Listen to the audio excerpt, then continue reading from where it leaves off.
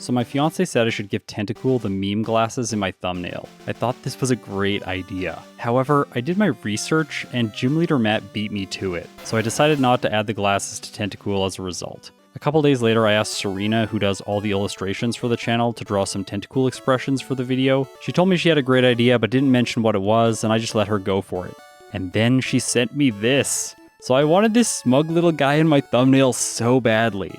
But I really didn't want to step on another content creator's toes, so I sent Gym Leader Matt a message asking if it would be okay if I included this in the thumbnail. I'll have you know, Gym Leader Matt is a very cool dude, so he said that it would be alright. By the way, if you want more solo challenge content, check out his stuff.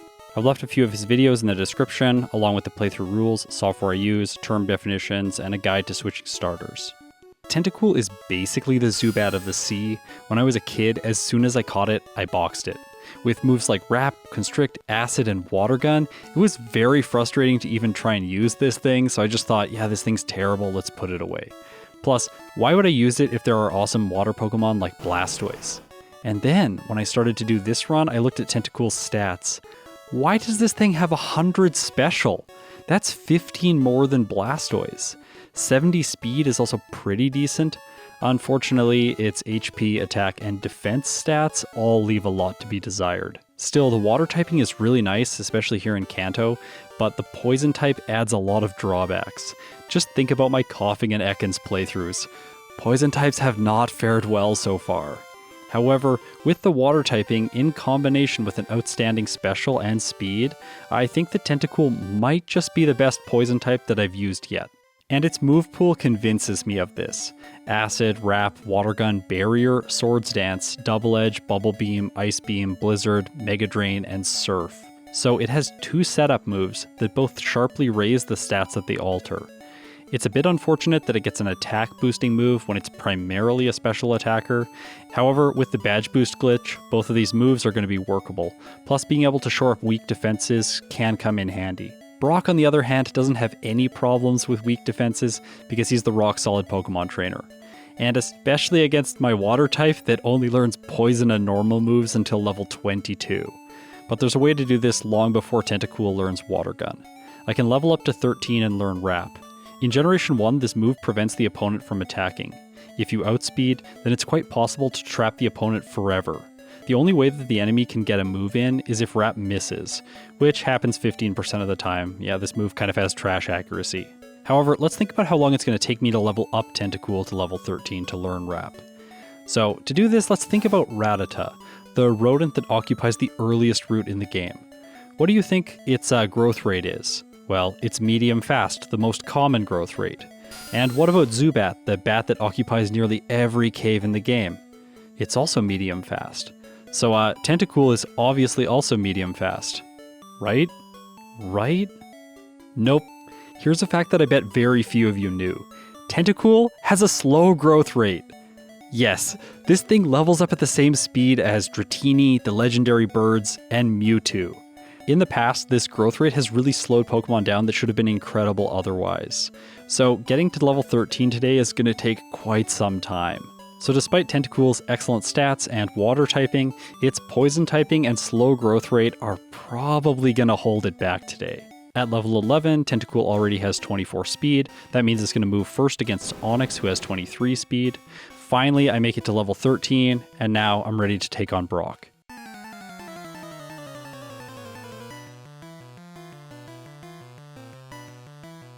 Geodude's first. I set up Supersonic so that when Wrap misses, Geodude has a chance to hit itself instead of dealing damage. This is going to speed up my knockout, prolong my PP, and preserve Tentacool's health. Things are off to a good start because Supersonic hits and Geodude damages itself. Wrap just keeps hitting and Geodude falls without attacking once.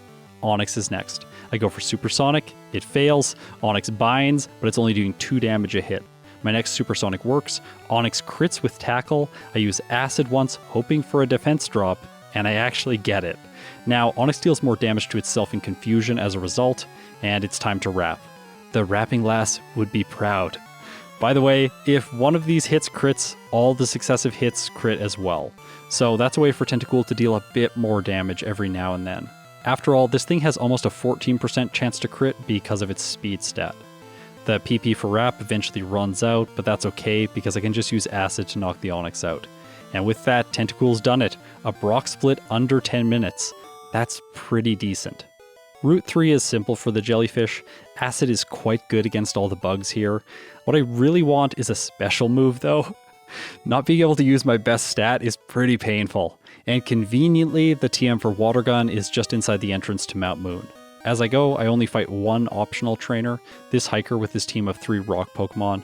They are quick and easy to take out with Water Gun. At the end of the cave, I battle the Super Nerd and win the prized Dome Fossil. By the way, I didn't actually mention my fossil choice in my last Tentacool video. Good thing I made this video to correct that major error. Thanks for the meme, my dry bread, by the way. Anyways, moving on. Now, I have to decide if I want to face the rival or Misty first. In this solo series with first stage water Pokemon, I'm noticing how powerful Bubble Beam is if you can get it before Nugget Bridge. So I'll try that today. If it doesn't work, at least I'll be able to correct my mistakes in my follow-up playthrough. Staryu is first. I outspeed and I choose Wrap.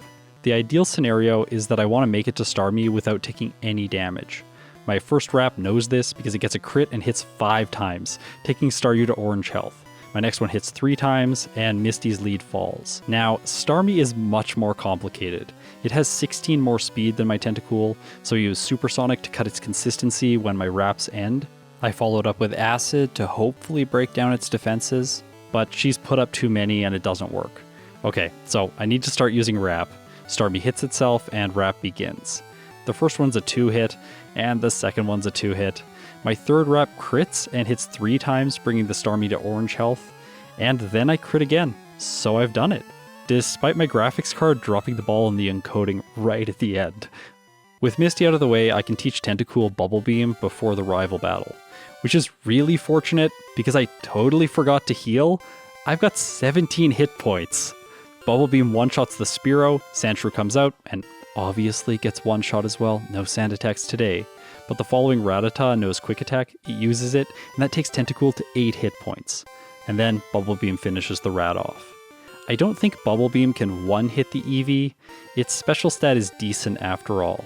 I try for it, Eevee survives, but it uses Growl. Excellent choice. I'm moving on. Nugget Bridge is quick. The last at the end with the Oddish isn't a challenge because Acid gives me decent damage against these grass types.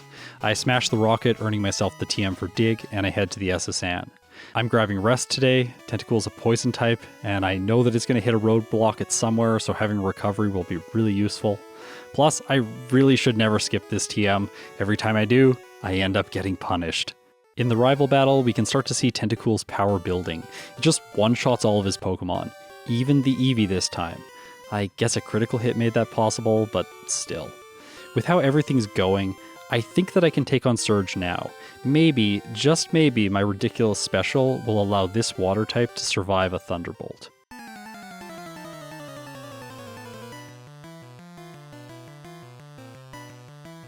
Raichu moves first, it uses Thunderbolt, and Tentacool actually survives. But 5 hit points won't be enough for the rest of the fight. Bubble Beam does a third, Raichu uses Growl, then it misses a Mega Kick, and my third Bubble Beam fails to get the knockout. Are you kidding me? It actually survived that? And then Surge uses an X speed. So that's a nice gift. He is definitely the worst gym leader in yellow. The Rapping Lass is the first intimidating trainer on my way to Lavender Town. However, she just doesn't really do anything today. Absorb and Growth at the worst possible times. Even a Poison Powder. I'm a poison type. You can't poison me. Next is the Pokemaniac inside Rock Tunnel. The Cubone is a simple one-hit, but the Slowpoke worries me a little bit. Confusion's gonna do a lot. Luckily, it's very slow, so Wrap can just trap it and whittle it down. The next Pokemaniac puts up more of a fight with his Slowpoke because Wrap misses, but I managed to take it down without a reset. The Status Condition Junior Trainer lives up to her name by paralyzing Tentacool, but it isn't enough. I sweep the self-destructing Hiker, and I've arrived at the mid-game. With slow growth rate Pokemon, I believe that obtaining the rare candy in the Rocket Hideout is the best strategy. It costs some real-time and game time to do this, but getting walled by a tough opponent 1 or 2 levels too low to outspeed is going to cost much more time. This also lets me grab some other useful items on the way, like a nugget and an HP up. In the department store, I grab the TM for Ice Beam, teach it to Tentacool, and buy 3 calciums to boost my special even more. Pokemon Tower rival time. What do you expect? A difficult fight? Of course not. It's very easy. But the next Channeler, she's much scarier because she has ghost Pokemon. 2 of them, in fact. I knock the first Ghastly out in 2 hits. The second one then paralyzes me with Lick.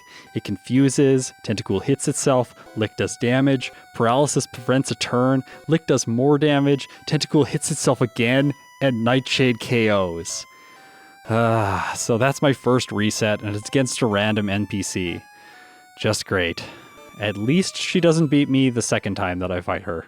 Now that I have the Pokeflute, I want to make it to the Safari Zone as quickly as possible.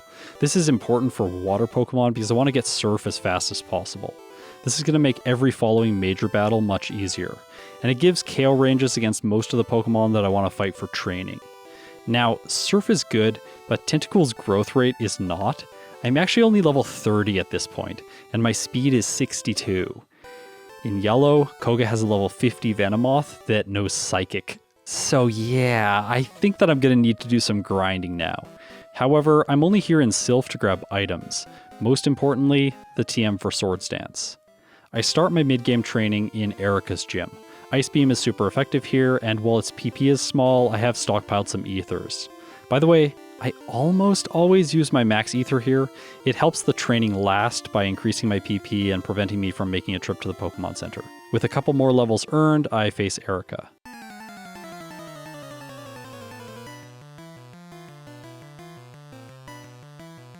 Tangle is first. Ice Beam does... whoa, a lot more than I expected actually. I take it out the next turn, move on to Weepin' Bell, and then Tentacool Freezer Burns the O vegetable. So yeah, that's an easy knockout as well. Gloom is last. Ice Beam doesn't KO, Petal Dance hits, but Tentacool's typing lets it shrug it off and take the victory. I haven't mentioned which team the rival's going to be using in this playthrough, and I've set things up so that he picks Flareon because I felt like it would be the easiest for Tentacool to get a good playthrough time against. Because of that, I think that I might be able to defeat him in Sylph right now. By doing so, I'll get the experience from Jesse, James, and Giovanni that'll really help in my preparation for Koga. By the way, this Cloyster, it's only going to use Supersonic, so thanks good AI. Barrier decreases confusion damage because it's using my attack stat against my defense stat when I hit myself, and it also increases my attack stat just a bit. Magneton's next, I use Surf, and okay, that's not good. It didn't even do half. And Thundershock zaps for more than half. However, Butt uses a potion, so I take the Magneton down. Kadabra's next. Oh, it outspeeds, so that's a no-go for now. Tentacool is pretty good, so maybe I could use a couple of rare candies to make all of this easier. I try, and nope, Magneton gets the KO this time. So while I'm training a bit more, I should talk about the upgrades that were given to Sabrina and Koga, going from red to yellow. Both of their teams got major level increases. Sabrina's Alakazam used to be level 43, and now it's level 50. Koga used to have a bunch of mono poison types, now he has bug poison types that know psychic moves. The result of these changes is that usually grinding is required before one of the two can be overcome. Today, it's worse, because Tentacool is leveling at what might be described as a relaxed pace, and it has a weakness to psychic type attacks. I train in the dojo, Koga's gym, and finally Sylph again, taking Tentacool up to level 40. Now, I think that I should be able to defeat the rival. After all, his Kadabra only has 84 speed. I'm setting up Swords Dance here. Unfortunately, Confusion messes with me, and then Acid crits against the Magneton, so it does less damage. And then in the next fight, Tentacool damages itself and gets blasted by Thundershock. Okay, at least I survived. But Swords Dance doesn't give Acid enough damage to knock it out. Okay, I think that maybe I can rely on my special stat for the rest of this playthrough, so let's try using rare candies. I use 5. Hopefully this will get me past the mid-game. Now, Surf 2 shots the Cloyster, Magneton's next, I use Acid, and it's still not enough, but I take it down on the next turn. Kadabra follows, Acid 1 shots, and Surf knocks the Flareon out. Okay, I did it. So, reviewing my speed stat, it's still not going to be enough to move first against the Venomoth. Am I going to have to use more rare candies? I would really like to avoid that until the League, especially having used 5 already. I collect a total of 11 in most playthroughs, so I've already used almost half. Well, I do have a great special stat, so I might just survive the Venomoth's attacks and 2-hit with Surf. Let's try.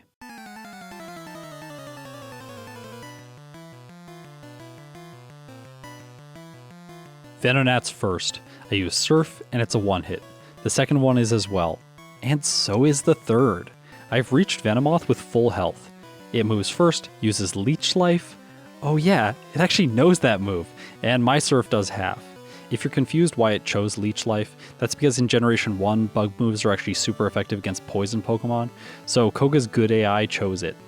Next, he chooses an X attack, and finally Venomoth shows us its stab psychic powers. However, they aren't enough. So Blaine, what do you expect from him? He's obviously gonna lose, right?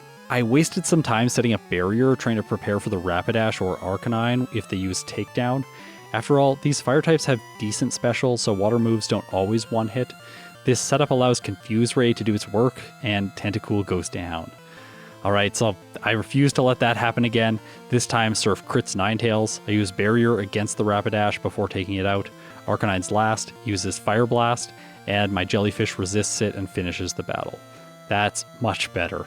So, Sabrina's next, and what do you expect from her? Do you think that she has good AI? She really doesn't in Pokemon Yellow.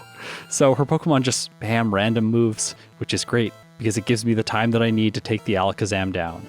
Unless it just uses Psychic and one-shots me. Don't worry, I decided to counter this by setting up twice on Abra in the next fight. That way I'll one-shot the Alakazam. And then I crit and it negates all of my setup. But Alakazam randomly selects Reflect, and my second acid takes it down. I talked about the improvements that Sabrina and Koga were given in Yellow, but I haven't mentioned those that Giovanni got. In Red version, he only has 2 ground-type moves, Dig on his level 42 Dugtrio, and Fissure on his Rhydon. In Yellow, his Dugtrio is first, it's 8 levels higher, and it has Earthquake. So yeah, that was a really fast loss.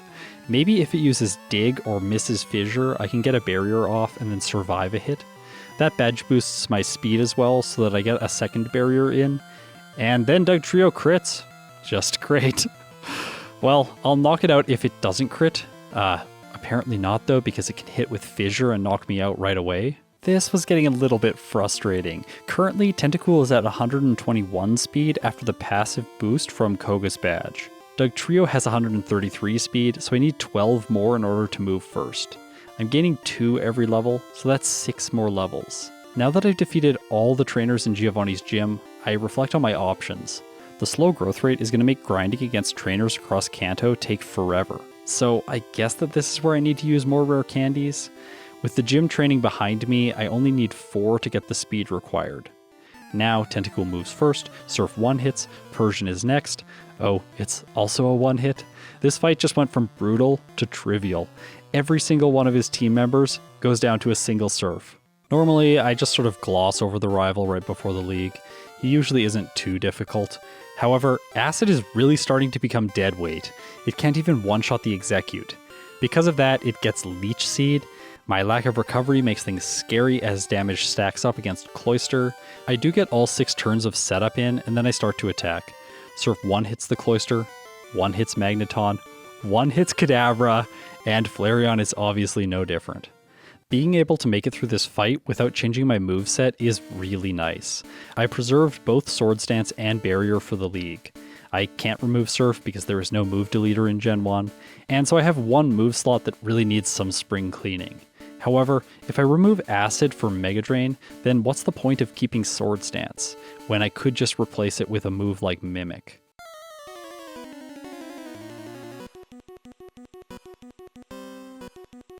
Dugong's the first Pokemon in the league. Because I'm a Psychic type, it's going to spam Rest almost always. That gives me time to set up Barrier. Mega Drain does so much to Cloyster. Barrier makes Spike Cannon feel like a joke, and then I use Surf to knock the Shellfish out. I did this because I want to pace myself with Mega Drain. I might need all my PP of it for Slowbro.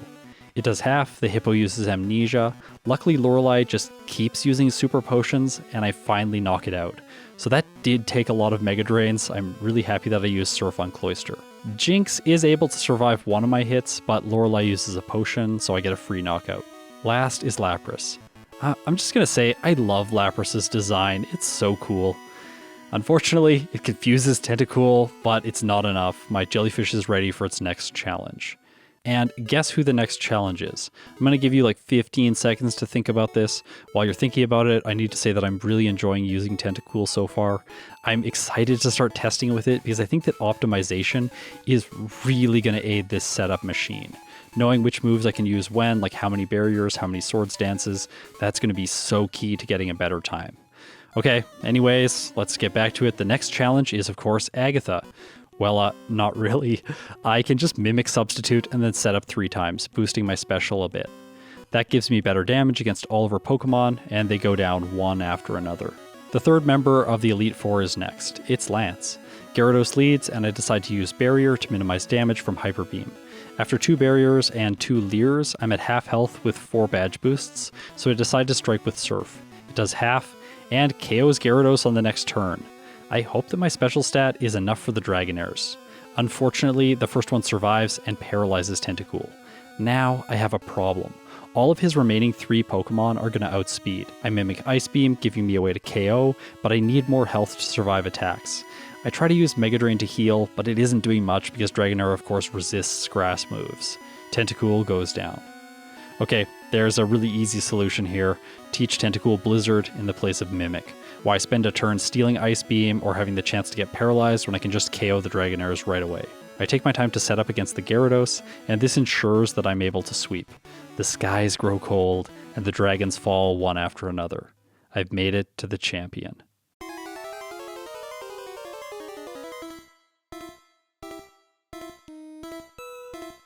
Going into this fight, things are looking really good. I actually might do this under an hour and 20 minutes. Sandslash is first. I thought I might as well set up Barrier here to boost my damage for the rest of the fight and improve my defenses, but Earthquake does a lot more than I was expecting. It has good AI, so it's only going to use this move. Maybe Mega Drain will heal enough. It does, Tentacool just barely survives, and I knock Sandslash out. Who's that Pokemon? Well, it's Alakazam, and I'm very sad because Surf does half and Psybeam knocks Tentacool out. Well, I guess if I use Surf to KO the Sandslash, I can 2-hit the Alakazam. Wait, this time it's moving first? Oh yeah, Tentacool's speed is 151. Alakazam's is 156, so the barrier that I used against Sandslash boosted me to make me go first. This is a problem. If I KO Sandslash, Alakazam is going to move first. That means I need 2 hits, but it's going to move twice and knock me out. So if I try and set up on the Sandslash, I'll take damage and then Alakazam will knock me out because it only needs 1 hit to do that. So either way, I'm not going to get the setup that I need. Unless Alakazam fails a Kinesis. It's a Psychic move after all, so it's going to use it, or Psybeam, or Psychic. Recover is actually a normal move in this generation. Because of that, I get the opening I need and I KO with Surf. Oh, nice, a critical hit helped out. I've made it to the Exeggutor. Albeit because of a bit of luck, but I'll take it for now. Blizzard can manage the grass type, but before that, I want to set up so that I ensure my victory. Especially after that luck with the Alakazam. Magneton's next, I use Surf, it survives, and Thunderbolt knocks me out. So I guess Alakazam could use Kinesis first turn and badge boost me so that I move first on the second turn and then get the KO. And then I don't play carefully enough and Exeggutor and Hypnosis in combination with Leech Seed finish the fight. If Alakazam attacks twice in a row, I lose. Barrier against Sandslash is almost a guaranteed loss. Barrier into Mega Drain won't help as we saw before, but Barrier into Surf does change something. I really should have been using Surf there. I don't know why I picked Blizzard. It just has worse accuracy. Oh well. The single turn of setup lets me outspeed. By doing this, I can use Blizzard before Alakazam moves. If I freeze, then I can set up and heal for free. So here, it's montage time. I don't get a freeze. I don't get a freeze. I don't get a freeze. Still no freeze. Again, no freeze. It's getting really old now because it knocks me out again. No freeze. Even worse, a Blizzard miss. Funnily enough, I get a Charity Kinesis, and this lets me defeat the Alakazam. I arrive at Magneton with green health as a result. Surf takes it into red, and then Thunderbolt crits. Okay, back to fishing for freezes. Not here, not here, not here, not here, not here. Kinesis. I don't record live reactions in all my playthroughs because sometimes I just want to sit here and play the game. I was playing this one while my fiance rage quit playing Hollow Knight in the background, so I wasn't recording. But at this point, I decided to take a small break to let things cool off because I was getting frustrated and I was feeling hopeless. When I came back, I started up the live audio, so here it is. All right, I'm just gonna chime in here. This is getting really old, really fast. So I have to use Barrier to outspeed the Alakazam. It has 156 speed, so I have 151, and I have no rare candies left. So I'm just stuck using Barrier once, and then hoping that Blizzard freezes or Alakazam. Oh my gosh, or Alakazam doesn't KO me. Freeze, no, and then I get KO'd like that. That's like every fight. So yeah, in yellow version, overleveling really helps. You get stuck so frequently at the champion just because you didn't overlevel. Like the champion in yellow, I cannot describe how much better he is than the champion. Oh, never mind. He teased me. So it's back to ice fishing. Psybeam KOs, please freeze. Psybeam KOs again, come on. Earthquake crits. Oh, it crits again. Alakazam uses Psychic once, and twice. Apparently all bad things come in twos. Kinesis. Oh, he misses. I move first, and Surf takes the Alakazam down. Alright, I've made it to Executor. Blizzard does more than half, so he gets Leech Seed set up, but that doesn't matter because I want to set up anyways. I take my time, and once I'm done, I rest up so that Tentacool will have as much possible health left over. Next is Magneton. I decide to go for Blizzard in case it freezes. Unfortunately, it doesn't. Thunderbolt hits Tentacool, but I survive. I take the bolts out, and then Cloyster's next. The only move I have against it is Surf, so this is going to take a while. I use Rest, replenish my health, and then I get started on the task of knocking it out. Oh, I actually might get this with just one more Surf. And then Spike Cannon crits. And I had some feelings about this. Oh no. No! No! No! Are you kidding me? What is that? I hate Spike Cannon. Gen 1 crits, you're the worst. Multi-turn moves. So I gotta fish for the freeze still. Okay, so let's just reflect on that whole scenario. I realize that in many of my videos, I constantly mention how painful some of these fights are, and all of you might think that I'm torturing myself by doing these playthroughs. Actually, it's quite the opposite. I really love playing the game, and I always can't wait for the chance to sit down and do another playthrough. Still, that doesn't take away from the frustration that occurs, but all the lows make the high moments even more exciting. And this time, my luck continues. Without Leech Seed, I'm far less scared for the remaining portion of the fight. Magneton takes Tentacool down to orange health, and then I knock it out. Cloyster's a 2-hit with Surf, and all that remains is Flareon. I knock it out, and finally I've done it. Tentacool clocks in with a time of 1 hour, 34 minutes, and 25 seconds, at level 62 with 39 resets, and a game time of 4 hours and 35 minutes. That's a faster real time and game time than Seal's first playthrough, a lower level finish, but more resets. I still do have high hopes for Tentacool though. With the right planning, I think that it can do much better. Before that though, let's wind down with a relaxing fight against Mewtwo. Well, I wish it was relaxing. The Psychic Cat takes Tentacool out over and over and over and over. It felt endless. The thing is, fishing for a freeze is a powerful strategy. If I use Blizzard enough, eventually I'll win. Once I get the broken status condition, the fight's over. Now, let's do some testing. Speed was the primary issue for Tentacool. What happens if it arrives at the champion a couple levels higher so that it moves first against the Alakazam? 157 speed is required for this, so level 64 is just right. If I had prioritized Carbos more aggressively in the mid-game, this might be possible at level 63 though. At this level, I could survive Alakazam's Psybeam and get to Executor to set up. It uses Leech Seed and Hypnosis. If I get put to sleep at low health, Leech Seed could KO, but that isn't likely. After that, Magneton's a 2-hit, which seems scary, but Tentacool can actually survive Thunderbolt. Cloyster should be simple because of Barrier, unless it gets 2 critical hits with Spike Cannon. Just great. So what about Alakazam's Psychic though? If it crits, I lose. If it doesn't, Tentacool actually survives. However, if it lowers my special, I won't be able to KO it. That means I'll probably lose to the next attack, unless it misses Kinesis or something. However, in most cases, this thing is just going to attack and do damage, not alter my stats, and then Tentacool survives and knocks it out. So this is so much more consistent than before. But I had one lingering thought. What if I had a physical move to hit it with? My options are Acid, Wrap, Poison Sting, Takedown, Double Edge, Rage, no, just no, and Cut. Also, I could mimic Slash or Earthquake from Sandslash, but I'll take damage in the process from Earthquake, so I'd need to one-hit the Alakazam. The easiest option here is Double Edge, and it's doing about the same amount as Blizzard and less than Surf. Okay, what about Slash? Tentacool's base speed guarantees a crit after all, but to get it, I need to tank one Earthquake.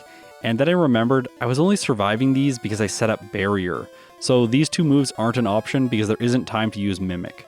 That means that none of the other moves have the potential to do more damage than Double Edge. With one exception, Wrap. If I outspeed Alakazam, I can trap it. One of you suggested that Water and Normal type moves gives neutral coverage against all typings in this game. So Surf and Wrap actually pair together well and give me options for the rest of the fight. Against Alakazam, I won 10 out of 10 fights using this move. I need to use between 1 and 3 turns of Wrap, then when Alakazam is at half health, I finish it off with Surf. If Wrap misses, Tentacool can survive and try again. Now, this feels better, but it's a bit complicated, because Executor follows and Leech Seed will trigger every time Wrap hits, so I need to prevent it from using this move entirely. This doesn't seem like something I want to bank on. Since I'm not setting up anymore, I don't have time, I just have to prevent the Leech Seed. I could replace Barrier with Blizzard. However, if I'm going to use Blizzard on Executor anyways, then it's going to get Leech Seed, and Wrap is going to be useless for the rest of the fight. However, what if instead of Barrier, I had Swords Dance? That way I can boost my damage and hopefully knock it out before Leech Seed KOs. However, the problem here is it becomes impossible to time a rest, so that Executor faints and Tentacool has the maximum possible health from Magneton, because Wrap is just like really random in how much damage it does. Another consideration is that I need to keep Wrap with me the entire playthrough. So while this does solve the Alakazam very well, it doesn't seem to be the best choice right now. Okay, so get ready for this. I have another strategy that I want to try, and a lot of you have commented about this in the past, so this is the first time I think I'm using it. What about Surf, Wrap, Mimic, and Toxic? Surf takes care of the Sandslash, Wrap manages the first portion of Alakazam's health, preventing attacks and allowing for Surf to KO. Now I'm ready to spring the trap. I mimic Executor's Leech Seed. After that, I set up Toxic, which will take it out consistently. And then Wrap traps it. So this way, it won't be able to put me to sleep. Magneton's next, and since Executor failed Leech Seed in this case, I use Wrap, Surf finishes it. Now, prepare for something that feels truly unfair. If I set up Leech Seed and then use Toxic, every time Toxic's damage is increased, so is the amount of damage that Leech Seed heals. Making this combo next level broken is Wrap. It traps Cloyster and prevents it from moving while the combo stacks up. Tentacool finishes this first fight with full health. That was a dominant performance, but what if Executor's Leech Seed actually hits? Well, the problem is now the Magneton. Leech Seed can counter the opponent's Leech Seed, but Thunderbolt is just doing too much damage. If I use Wrap without Leech Seed, then I take way too much damage. So while this strategy is fun, I don't think it's the best option here. I explored keeping Swords Dance instead of Mimic and using Toxic with Wrap, but this doesn't solve the Leech Seed problem either, unless I luck through it with many turns of Wrap against the Executor preventing Leech Seed. In that case, Swords Dance would be dead weight on my moveset anyways because I have no opportunity to set it up. And if I'm not setting up here because I need to spam Wrap, then Toxic is kind of useless as well. If I want to set up either Toxic or Swords Dance, I need a way to counter Leech Seed, and unfortunately, because of the following Magneton, Tentacool doesn't have a way to do that. So back to the original strategy, Surf, Blizzard, Barrier, and Rest. But then another problem presented itself. Magneton can use Thunder Wave, that ruins Tentacool's speed, and then it gets another use of Thunderbolt. That means if it chooses Thunder Wave first, it always gets the Thunderbolt next because of the champion's AI. He knows when you're under the effect of a status condition, and so he won't use a move that causes a status condition. Leech Seed is very obviously an exception to this. So I had a thought, what if Tentacool is actually going to be better against the champion's team with Jolteon? If I can set up earlier for the badge boosts, I might outspeed the Electric Doggo and prevent Thunder Wave in that situation. Here's what I'm thinking. If I can set up Swords Dance at some point in the fight, then Double Edge can one-shot the Jolteon. Also on this team, the Cloyster's a lower level and he has Ninetales. which is quite bad. I get a lucky freeze on Alakazam, giving me the chance to set up with 3 badge boosts, Blizzard KOs Exeggutor, Surf 2 hits Cloyster, Surf 1 hits Ninetales, and Double Edge KOs Jolteon. Now, is this repeatable without the freeze? I thought that maybe sneaking in 1 Sword Stance would let me KO the Alakazam, and it does.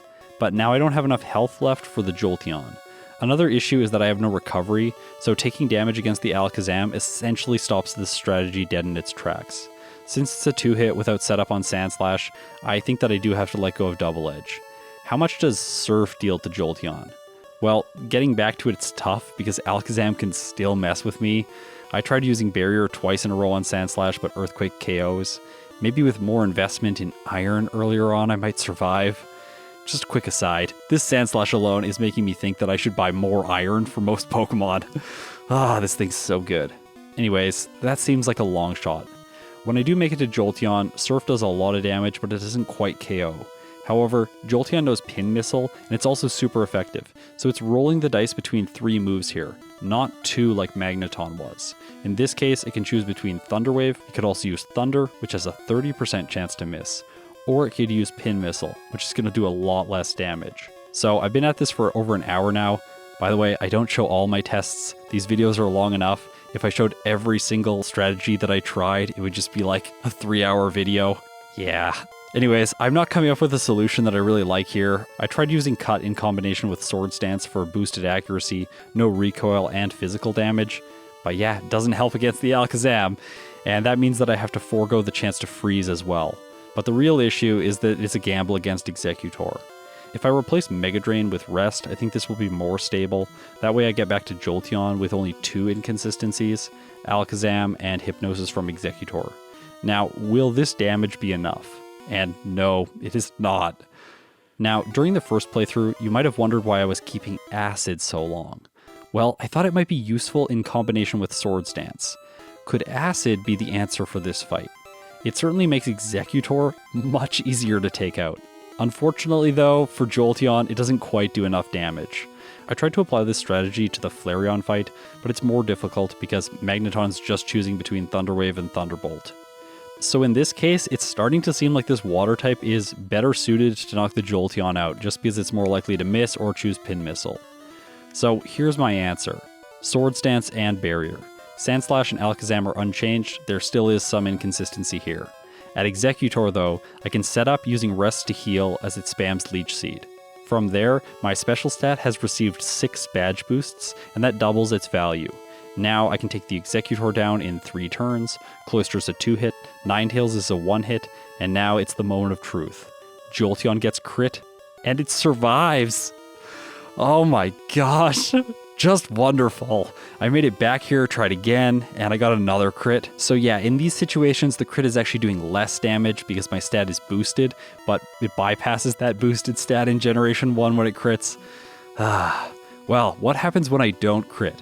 In this case, the Jolteon consistently faints.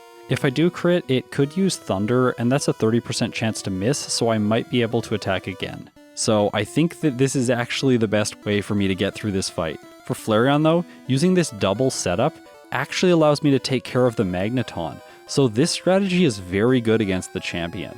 The difficulty here though is that I need to get through the entire league with 2 setup moves and an HM move.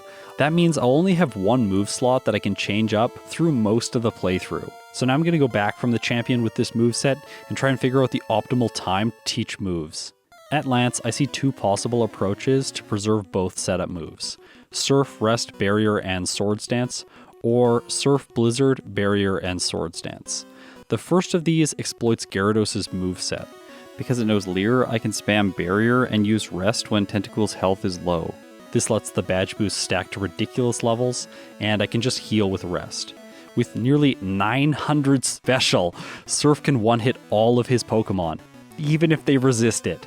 There is a flaw to this strategy though. Gyarados has a 15% chance to crit, and if it does with Hyper Beam, that's it. I figured out another strategy that works better. Set up 1 Barrier to decrease Hyper Beam's damage, then 2 Sword Stances, followed by mimicking Hyper Beam. After that, I can sweep.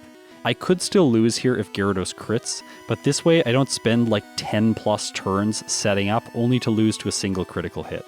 One thing I'm always thinking about in these challenges is if I'm going to lose in a fight or it's going to be inconsistent, I should lose quickly instead of setting up for a long period of time and then losing after all of that time. If I'm investing so much time to set up, I really want to make sure that the fight's 100% consistent.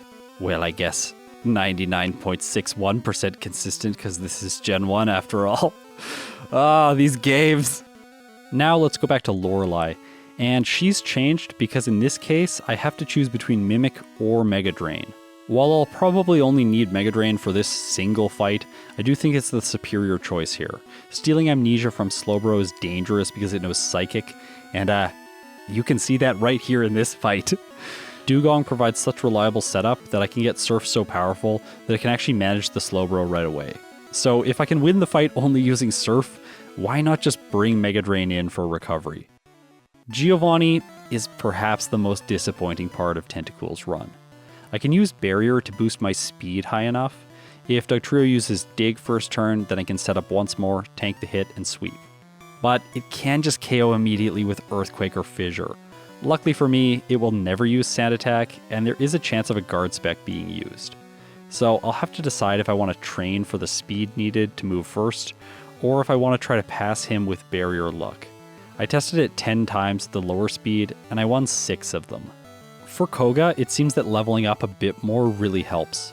Not only does it allow Tentacool to move first against Venonat, but it also means that Surf is a 2-hit against the Dark Poison type, if it doesn't heal with Leech Life.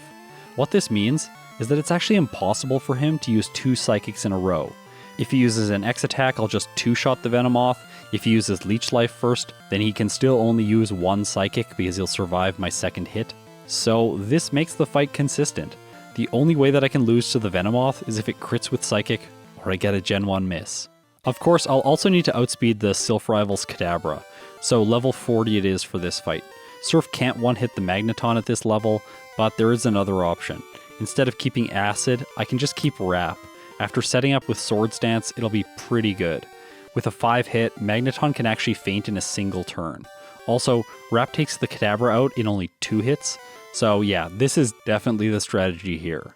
Surge is probably going to be inconsistent, right? He usually is. He's usually honestly just random. It's like if he uses Thunderbolt, I'm probably going to lose, but he's probably not going to use Thunderbolt and I'm probably going to win. Well, in this case, Thunderbolt can't actually one-hit Tentacool if I'm level 25. So this is a decent result, but I wonder if the results will improve if I backtrack here after Rock Tunnel.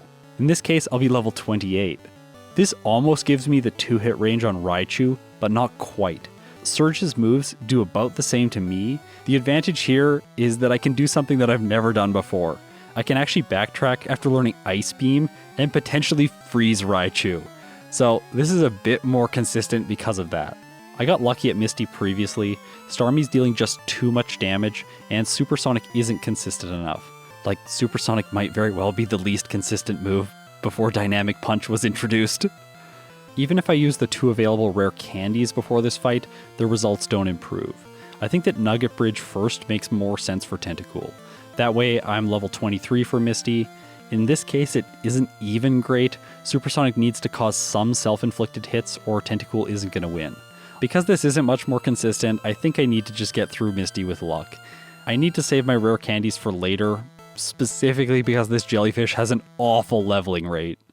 So now I'm going to get started on my second playthrough. I tested Brock because I didn't know if level 13 was enough. Well, it is.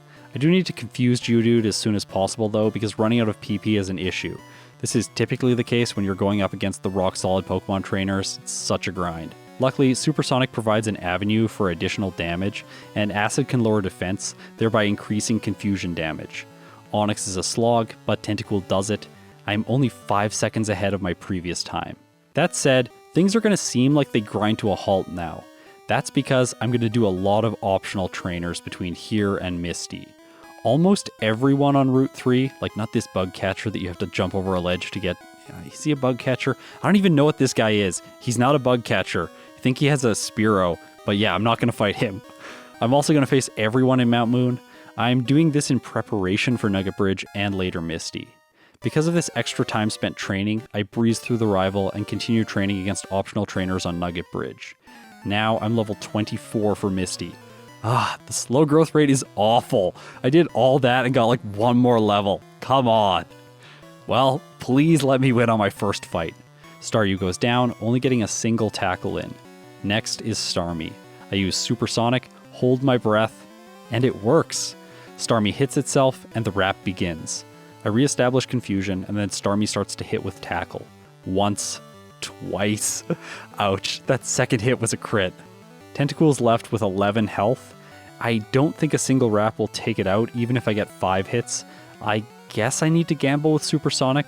Starmie tackles, Tentacool survives. Supersonic hits, and Starmie hits itself. Yes, I've done it. Okay. Yep, wrap misses. But Starmie hits itself again, and that's that. If we compare Misty splits, I'm 6 minutes behind because of all the training. But don't worry, I think that I'm going to claw back all of that time during the rest of the playthrough, just by being a little bit more overleveled. I continue training in the SSN, make my way through Rock Tunnel, stop by the department store. I've collected items, so I can buy 5 Carbos as a result.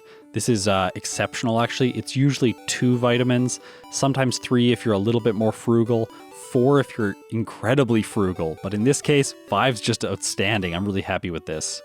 I'm doing this to prepare for the level jump in the mid-game. I'm going to need 104 speed, of course, to defeat Koga.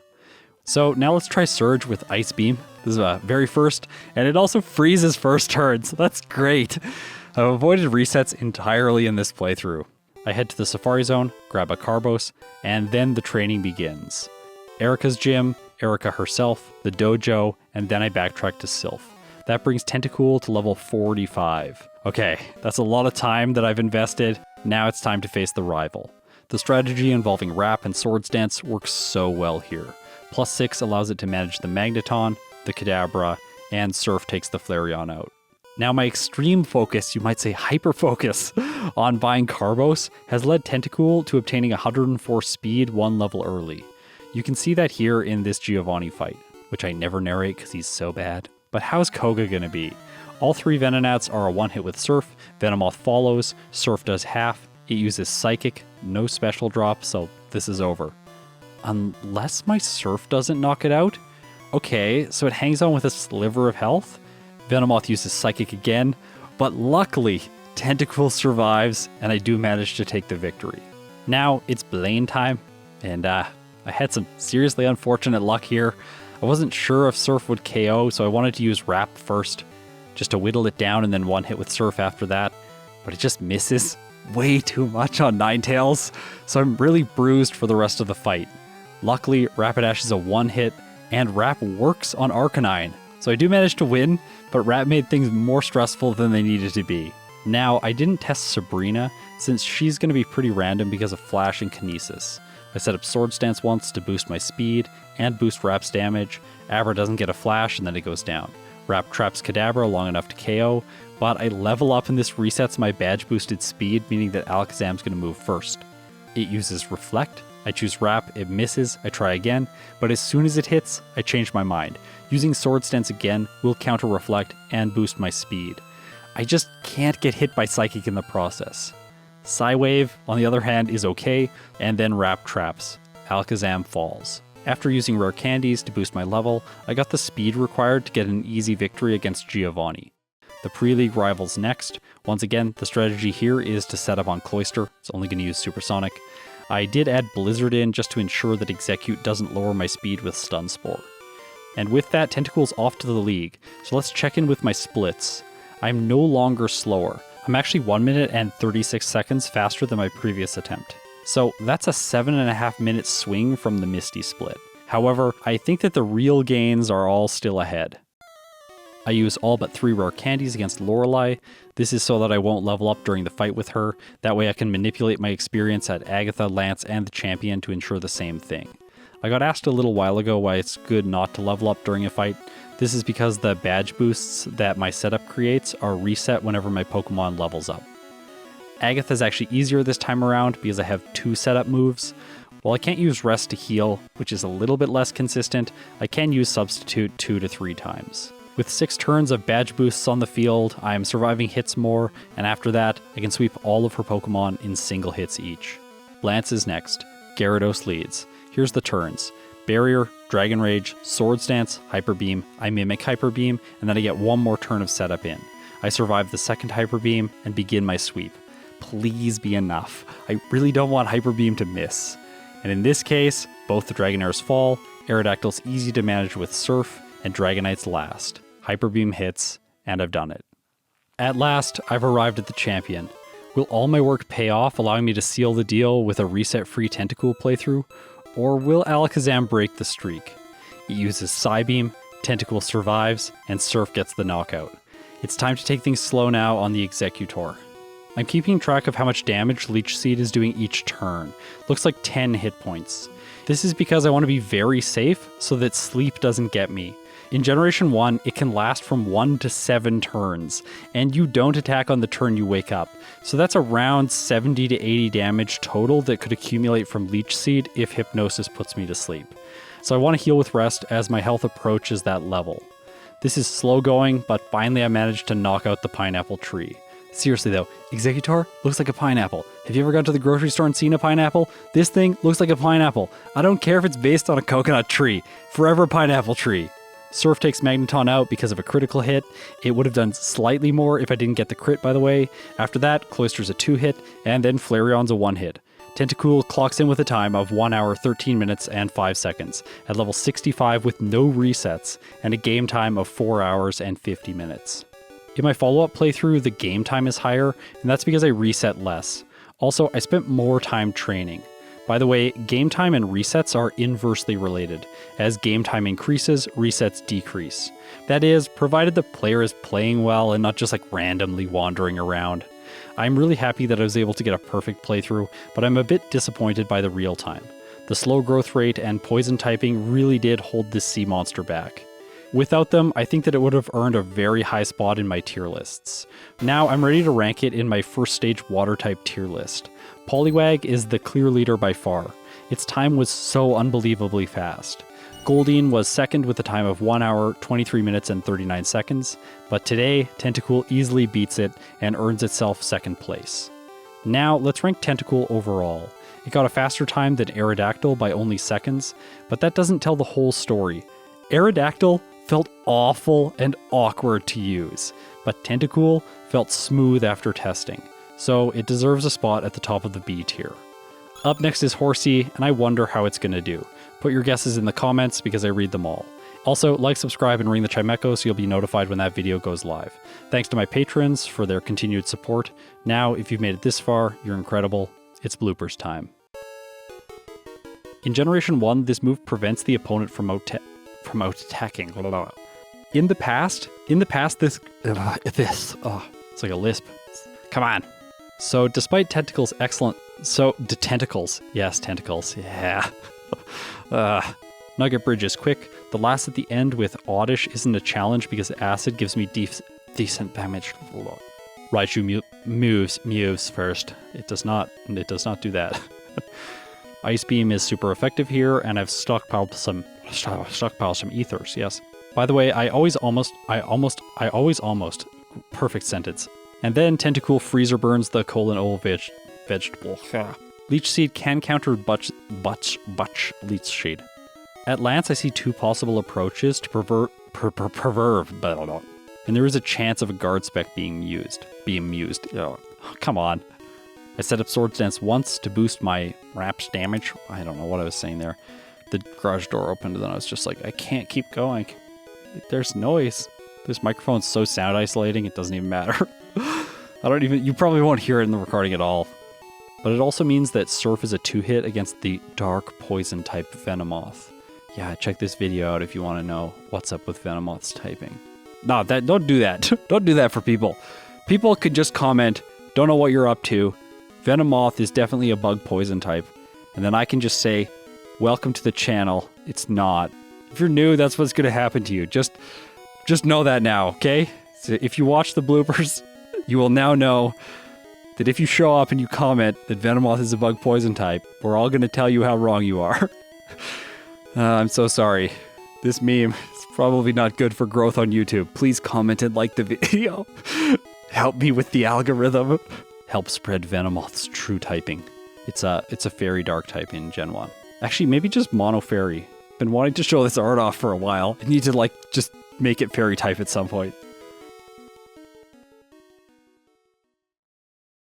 Okay, it's time for Tentacool vs. Oak. Let's see how this goes.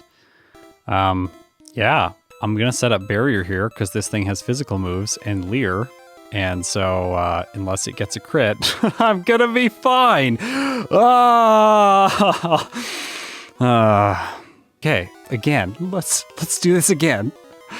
I'm gonna be fine, unless it gets a crit. Oh, if it uses rage, this is like the if it crits with rage, that's really annoying. But rage is like the perfect move for it to use, because I can fully set up. Okay, so now I'm set up completely, and I can knock it out. Okay, Executor does know Hypnosis. It also knows Stomp and Barrage. I think I can hit it. Ooh. Oh, that really didn't do very much. If it Hypnosis me, I lose, I think. Yeah, good. It's, luckily, the, Stomps and Barrages are doing very little because of my setup. I just gotta be careful. Okay, come on, come on, come on. Stop, Barrage. Wake up. Why does it always take so long to wake up from Executor's Hypnosis? This thing is, like, so good at it. I swear. There we go. Okay, I'm gonna heal again. It's gonna crit at some point. Yeah, it's slow, but it's gonna crit. Okay, I crit first. Okay, and then it misses Hypnosis, so that's good. Arcanine will be a one-hit for sure. And now Venusaur is gonna be brutal. It's neutral, though, against me because I have Poison type. Surf does, like, nothing. Sleep Powder. Sunlight. Okay, that's a Solar Beam. Okay. Well, I live that, and the crit Razor Leaf does so much. I wake up. Okay, I can't. If it didn't use Solar Beam and used Razor Leaf there, I was dead. But it used Solar Beam, gave me the chance to heal. Another Solar Beam gives me the chance to heal again. What does it need to do? I guess miss. That helps. Get more damage in. Okay, it took in Sunlight. I can survive that if it doesn't crit. Surf, Solar Beam. No crit. Rest. Oh, tried for Sleep Powder when I was already asleep. Okay, Solar Beam is going to hit me, but I've woken up. So if it's Solar Beams, it would be ideal. Solar Beam. Oh, Razor Leaf, that's not good. The Gyarados is next. It's got Hyper Beam, but my defense is like really buff. So I should be okay. He also doesn't, I don't think he has good AI. So maybe he does, now that he's only using Hyper Beam. Just please don't crit. Please don't crit. Please don't let this end with a crit. I really don't want this to end with a crit. There were too many crits earlier on, please. Okay. Oh. Come on, come on, come on, come on. Yes. Okay, Tentacool does it. Second Oak fight. We got this.